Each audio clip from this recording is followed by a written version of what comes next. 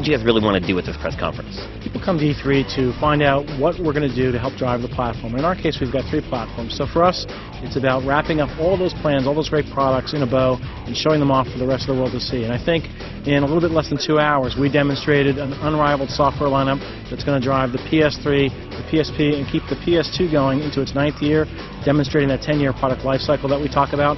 At the same time, we talked about a lot of momentum behind the PlayStation Network and found time to introduce a new hardware unit, the PSP Go.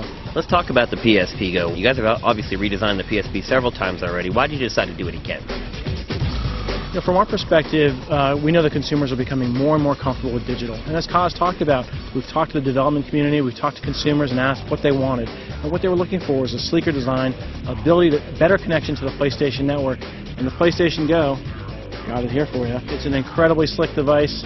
It's a product that is going to target the guy and gal that are very comfortable downloading digital content and taking advantage of the new media interface, Media Go, which allows you to have a digital locker so you can store that data. 16 gigs on a flash drive in here, plus memory stick micro for expandable storage. So it's a really sweet device that we think is going to be taking the market by storm coming October 1st. Now, what about the people like me who has this huge UMD collection? Is there any way to get that content onto the PSP Go if I buy one?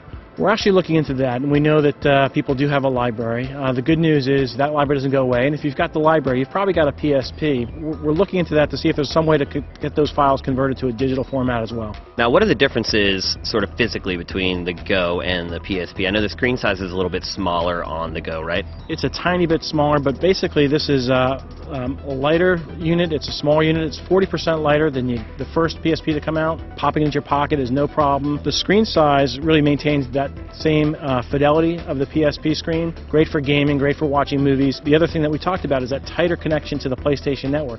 So another thing that we announced today was the native PSP video store. So you no longer have to tie to the PC or your PS3 to get that content down. I could access it right here from this wireless hotspot, go onto the video delivery service, and download some of the best TV and movies out there.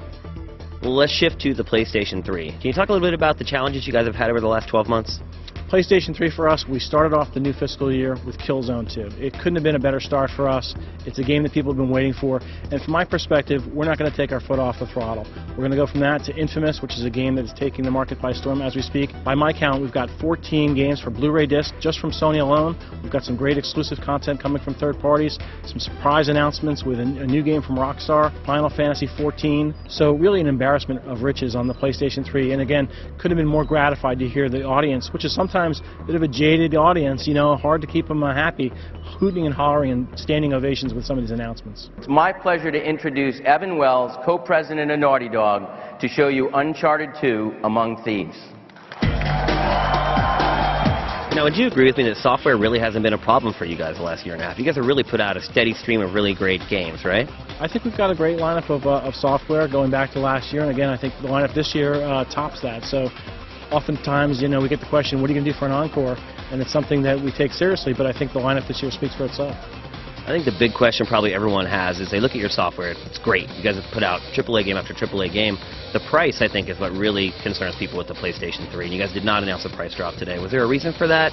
Is that something we can expect in the near future? From our perspective, it's all about the content here at E3. It's not the time to be talking about price moves, so we're very confident that between this lineup, between the growth of the PlayStation Network, we've got a great story to tell and got a lot to get the gaming community excited about. Now, you guys announced Final Fantasy XIV exclusive to the PlayStation 3. Huge news. Now, that's obviously going to be an MMO, an online game. Will that be served on your servers? Will that be served on Square's servers? Have you guys worked out those details yet? You know, it's a little premature to start talking about some of those details. We know we're going to get a ton of questions because everyone's really intrigued by the whole Square announcement. But we'll leave that for another day as we work those details out with Square and Enix.